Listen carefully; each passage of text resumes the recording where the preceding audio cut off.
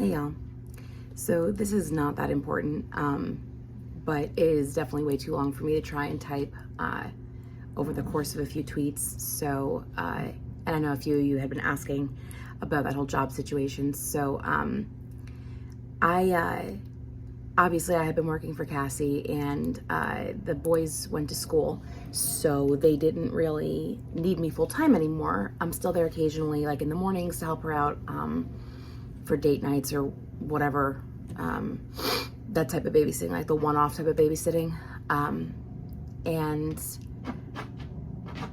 my dog is digging into the carpet because he wants to lay down. It's been great because I still get to see them, but it's just been, more part-time. I did have that other job lined up that I had mentioned.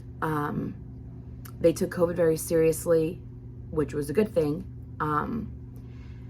I had told them that this is not really what this story is even about. So long story short, I had told them that I was not vaccinated yet, and that I was going to be, and that if I didn't have time to get vaccinated before I started, I would get COVID tested as frequently as they wanted me to, because I don't mind doing it, and so I told them that I would get COVID tested. They asked me to get COVID tested the day before I started. I told them, okay, but the place I usually go to, which is like a CVS or a Walgreens, none of the ones in our area, they don't offer same day. So she gives me this whole big thing about how she knows this place and like a different like branch of whatever, and they do it. They do a rapid test. And she was like, you can just go that day and like walk in or whatever and blah, blah, blah. So I'm like, all right, cool.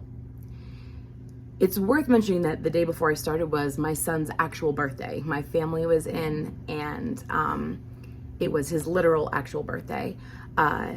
And I spent that day, despite the fact that we had his birthday party at 4 that day, driving around and calling places to find a place that would take me, because when I went to the first place, it was an 11-hour wait. And I literally drove from place to place trying to find a place, because I take it very seriously too, and I take my work very seriously. And then she starts linking me to these places that will give me a rapid test for $350. And I'm like, I am not paying $350 that I do not have in spare money on one singular rapid. Like, are you kidding me? So it just ended up not working out, which, having done this for a long time, it felt like it was probably for the best that it didn't work out. So I've just been piecing together stuff here and there, nanny jobs, because settling for a full-time job that you're not completely sold on is not a good idea as a nanny, especially because you're not really onboarded or trained or anything. It's just, you're in someone's house. So I've done this before. I've taken on, in New York and stuff, I would just take on a bunch of part-time jobs and just work them around each other. So one of the families I met was this woman who they just moved here a few weeks ago. At the time when I started, they had just moved a few weeks ago from Florida. I didn't meet them before I worked for them.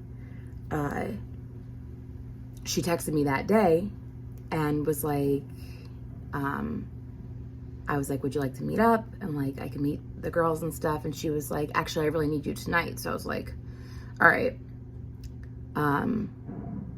Had I known how difficult her children were, I would have charged more per hour, but I had not met them. They are 3 and 21, 22 months.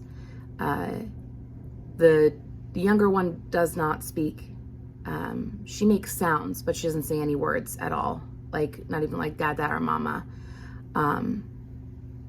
She doesn't make eye contact with me no matter how many times I say her name, like refuses to look at me. So I could tell that there was something maybe a bit delayed in like her verbal skills and her understanding, which was fine. Just painting the picture here. I'm not necessarily listing problems. What was a problem, however, is that they are shriekers, like the kind where you involuntarily go like that because it like goes right through you. They are in an apartment, and they are jumpers. They run, they jump, they shriek. Top volume. Again, not the end of the world, but they were also, the older one is very, if I was laying next to her, she would like punch me in the nose or like dig her fingers into my eye sockets, yank my glasses off my face. Like, she was just very aggressive. So, they were again, none of these are reasons that I would not take a job. It just was a more difficult job. Knowing how they are behaviorally and how they, you know, their aggression and stuff. Very sweet at times, very, very sweet. The older one is always like telling me she loves me and giving me hugs, but there's like definitely this weird dichotomy of like aggression there. So the first time I was bringing Bean, like I always do, and the television is on the floor, and there's no high chair, nowhere for me to put him, no crib, no nothing. They have one bedroom, and the older one, the 3-year-old, sleeps in the bed with the mom, and the younger one sleeps in like a pack and play next to the bed. So it was, and this is not on them, it was just it was especially exhausting with the baby, because now that he's walking all over the place, they were surprisingly gentle with him. Like, I never once had to remind them to like be easy or be gentle. But there was nowhere for me to put him safely, especially when I was trying to put them to bed, because they're the kind that would jump out of the bed and then run around and try to run away from me, and I would get them back in the bed, and then they were punching me in the face, and it was like, so I had to like wrangle the baby while I was doing that, which was a little bit more difficult because they were so much more energetic. So the first time I go there, we had never met before. I go there, she told me she needed me for like 2 or 3 hours, starting at 6:30. So I was like, okay, I can do that. I get there at 6:30, 7:30, 8:30, 9:30. Around 10:30, I get a text, and she's like, how's everything going? I'm like, fine. Like, you coming home anytime soon? She's like, I'll be leaving in a little while. She ended up getting home at like 11:45.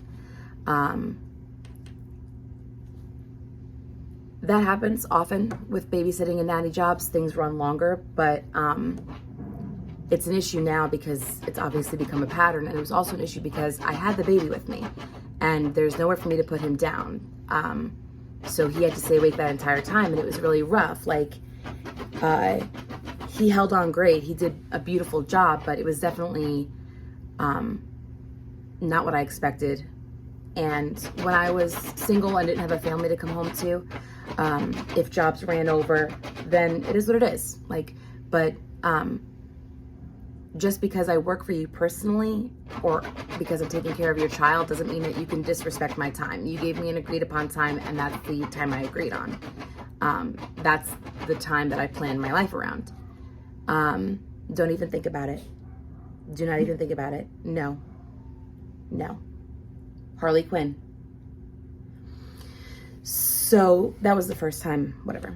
She asks me to babysit again. She needs someone to watch the girl so she can go get her nails done. She asked me if I can come at 7. So I get there at 7, and she tells me that the nail place closes at 8:30. So I'm like, all right, cool. Like, thinking it would be like maybe 2 hours, like if that. So 8:30 comes and goes, and around 9:30 she texts me, or like 9:15 she texts me, and she's like, gonna head home, gonna stop for food, like, and pick up food on the way home. And that night she ended up not getting back until like 10:15, 10:30. So I could tell there was like a pattern going on here. Again, as somebody who's been doing this for a long time, you kind of recognize the signs. There are also things that I can't really explain to you guys, like just aspects of the way she would speak or her personality, things that you observe but can't really describe. I could just tell something was up. Like, she was definitely taking advantage of my time.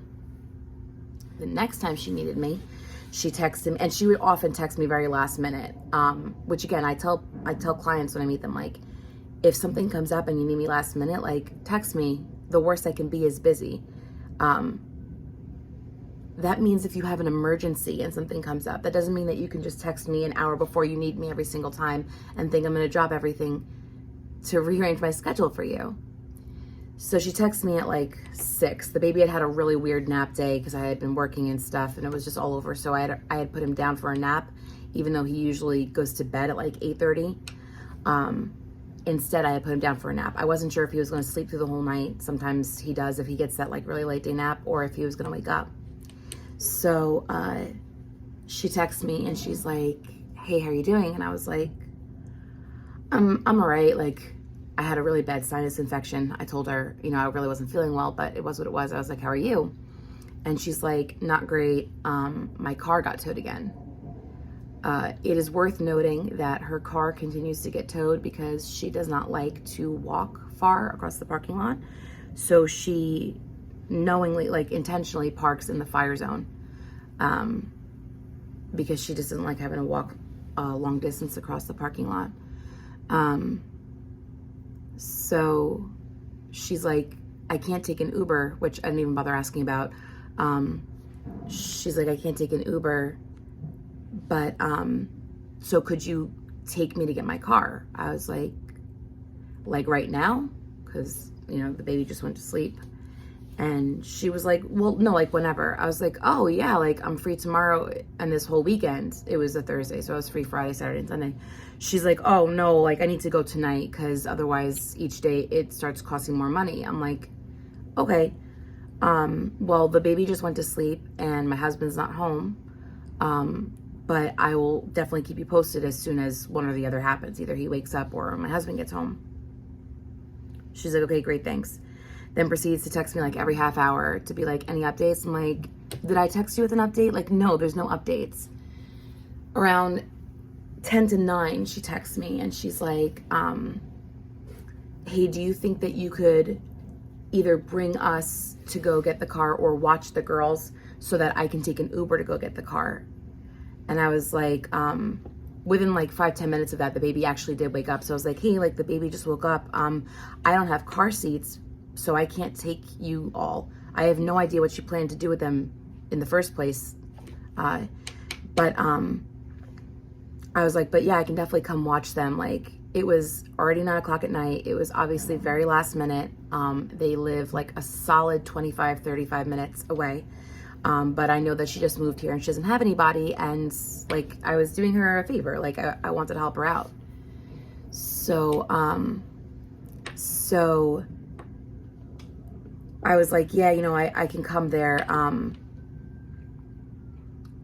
to watch them so you can run out and go get it." My agreed upon rate for this job is $16 an hour. Like I said, had I known the circumstances of all of the circumstances, I probably would have charged more.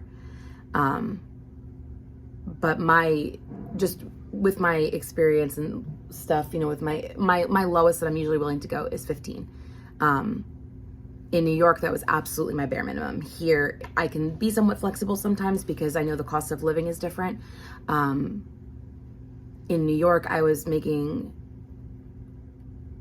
around 27 an hour for most of my jobs. So 15 was like my bare minimum. So I get Bean in the car at 9:15 and I head over there. He hadn't eaten dinner because he had just woken up. Fortunately, Gabe was able to actually get over there and he met me in the parking lot to pick up the baby. So I texted her and I was like, hey, like I'm here, just waiting for Gabe because he actually was able to meet me here. So I'm gonna give him the baby and pass everything off, and then I'll come upstairs. I can understand not wanting to call an Uber until I was there because she didn't want it to wait. But once I was there, like you'd think that she would have called the Uber. But I got upstairs and she hadn't even called it yet. So I waited a little bit with her there while she waited for the Uber to show up. She had told me it was about 20 minutes away. So ultimately I was probably there for around an hour, give or take. And then it took me about an hour of commute time. And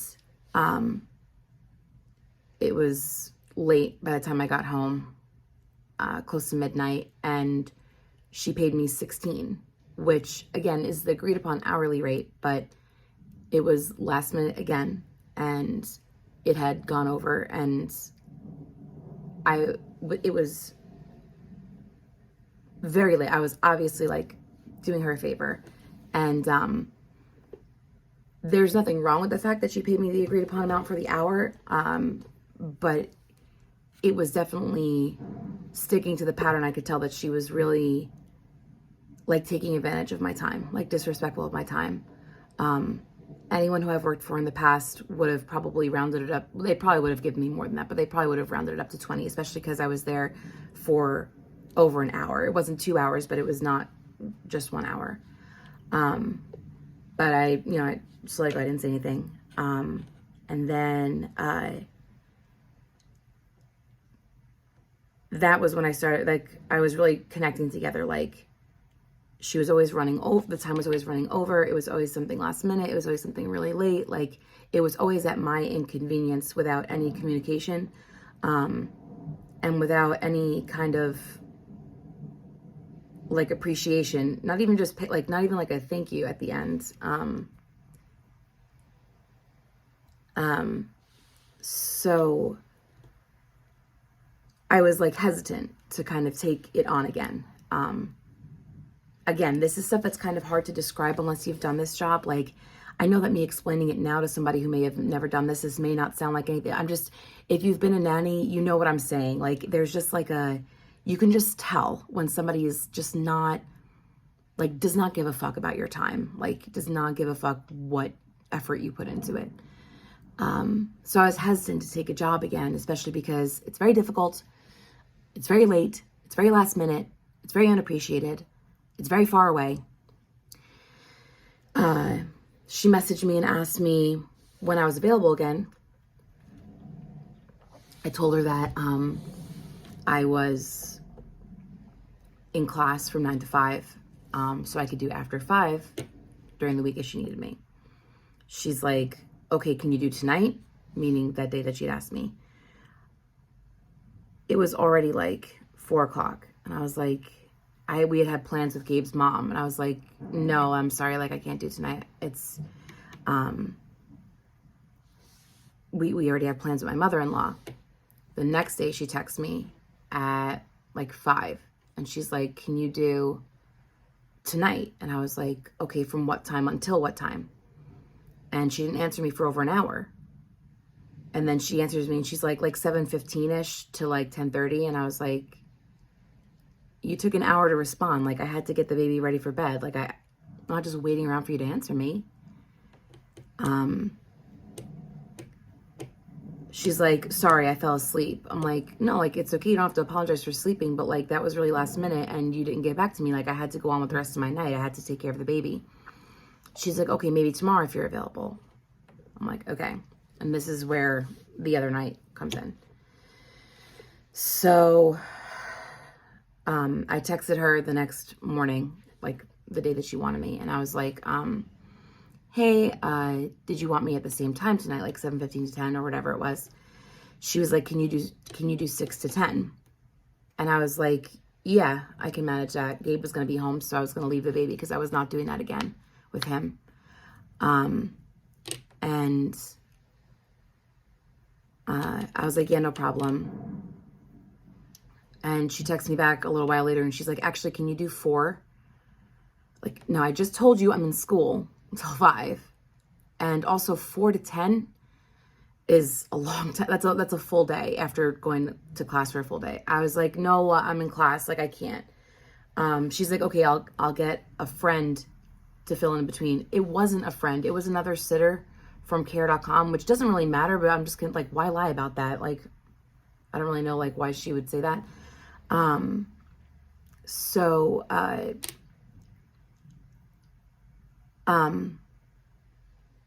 was like, okay, so 6 to 10, right? She's like, yeah, like 10:30 the latest. So I'm already like, okay. Leave my house after being in class from 9 to 5. I get there at 6 and relieve the babysitter. They were being all right for a while. And I was laying down with them because it was time for them to take a nap. And I get a text from the mom, and she's like, it was like 7:15-ish, 7:30-ish.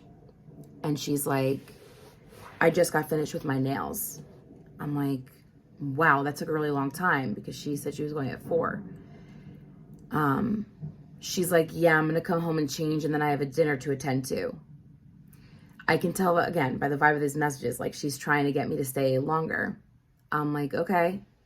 Like, sorry it took so long. She's like, yeah, there was traffic, so I didn't get here till 5:20, so da-da-da. I'm like, okay. Half an hour later, around 8, she calls me and reiterates all the same information. I'm like, okay.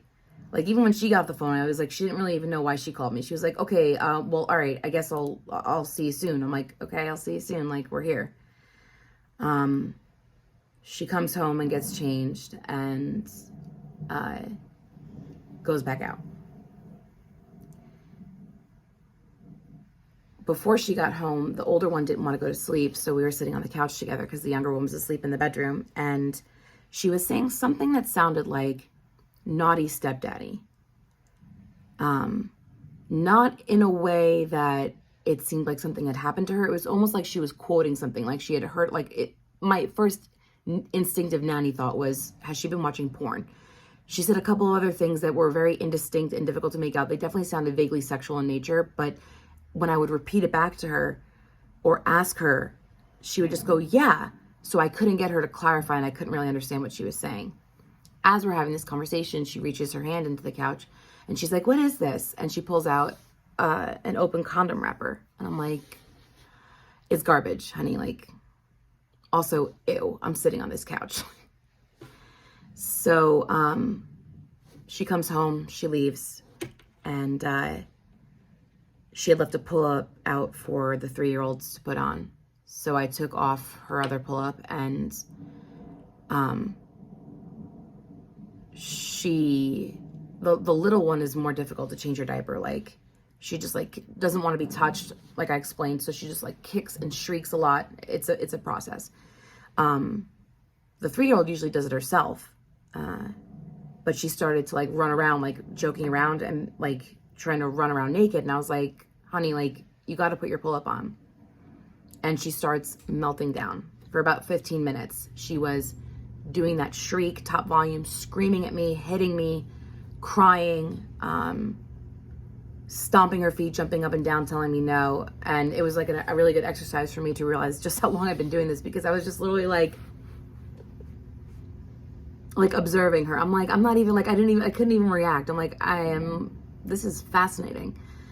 And she's like, no, put my movie back on. I was like, no, no, like, I'm not negotiating with you. Like, you're not going to bully me, little girl. She's like screaming at me to put it back on. I'm like, okay, when you put your pull-up on. No, she's screaming. I'm like, when you put your pull-up on, I'll put the movie back on. She's like, you go get it. I'm like, I'm not going to get it. You can go get it. She finally calms down and falls asleep after screaming at me for 15 minutes. And later the mom's like, oh, she fell asleep because now she's not going to sleep for me. I'm like, lady, don't even right now. It's the middle of the night. So I finally get her to lay down, go to sleep. The younger one wakes up. I change her diaper, but she's playing quietly in her crib, so I just let her be. So I texted her. It's now 10 o'clock. I texted her and I'm like, hey, like, just so you know, 2 is awake. But she's playing really nicely in her crib, so I'm just letting her be. And 3 is asleep. She's like, okay, thanks. I'm like, okay. 10, 20, 10, 30, 10:40, she texts me, and I'm wondering if she's gonna be like, hey, I'm on my way home. No, sorry, 10:20, she texted me, and I'm wondering if she's gonna be like, I'm on my way home, because she said 10:30 at the latest. And she simply goes, are you available tomorrow? I don't know if I'm available tomorrow. Okay, let me know. 10:45, she texts me, and she's like, I'm leaving here in a couple of minutes. Is it okay if I go to Walmart? At this point, I'm just like, okay. She didn't end up getting back until about 11:45. I finally got home around 12:15-ish. So, yeah, I think I've had it.